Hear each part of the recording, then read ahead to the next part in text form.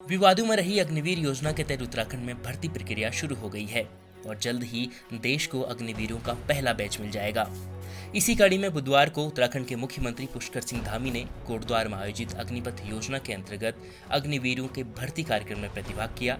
इस दौरान सीएम धामी ने बताया कि अग्निपथ योजना के तहत हो रही सेना की भर्ती रैली गढ़वाल मंडल के 7 जिलों में 19 अगस्त को पहली बार कोटद्वार के गब्बर सिंह कैंप में आयोजित हो रही है और इसके बाद अन्य जगह पर और भी भर्ती रैलियां होंगी।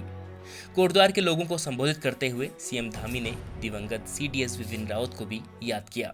और मैं जनरल बिपिन रावत जी को भी नमन करता हूं, उनका स्मरण करना चाहता हूं कि उन्होंने एक बार कहा था, वो किसी कार्यक्रम में बोल रहे थे, नौजवानों से संबंधित किसी कार्यक्रम में, सेना के किसी कार्यक्रम में अपना जब उद्बोधन दे रहे थे, उस कार्यक्रम में उन्होंने कहा था कि भारतीय सेना केवल पेंशन या सैलरी लेने के लिए नहीं है, ये देश सेवा का जज्बा पैदा करने के लिए, एक अपने अंदर अनुशासन लाने के लिए, राष्ट्रभक्ति लाने के लिए और सर्विस को लगातार देने का एक माध्यम है।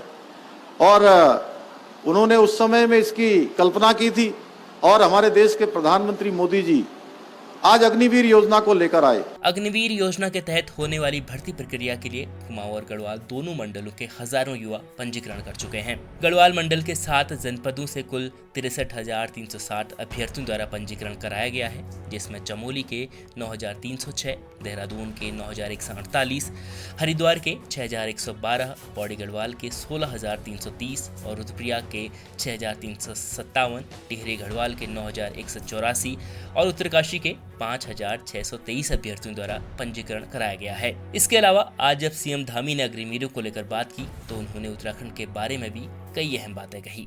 हमारे उत्तराखंड के लोग हमेशा से राष्ट्रवादी रहे हैं, हमेशा से देश के साथ चलने वाले रहे हैं, इसलिए पूरे उत्तराखंड के अंदर कुछ लोगों ने इसको लेकर कुछ बरगलाने का काम किया, कुछ लोगों को भड़काने का काम किया, लेकिन कोई किसी के भड़कावे में नहीं आया।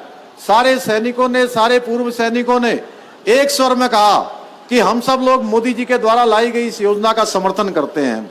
भाइयों बहनों, मैं इसके लिए हमारे सभी सैनिकों का मैं धन्यवाद करना चाहता हूं कि उन्होंने 2 कदम आगे बढ़ के इस योजना के लिए इसका समर्थन देने का काम किया, इस योजना को आगे बढ़ाने में अपना योगदान दिया। जहां आज उत्तराखंड हमारा सैनिक बाहुल्य प्रदेश है, आज कोई ऐसा दिन नहीं होता है जब उत्तराखंड की बात हिंदुस्तान में न होती हो, भारत की राजधानी में न होती हो। कौन सा ऐसा क्षेत्र बचा, कौन सा ऐसा युद्ध है जिस युद्ध में हमारे यहाँ के लोगों ने शहादत न दी हो।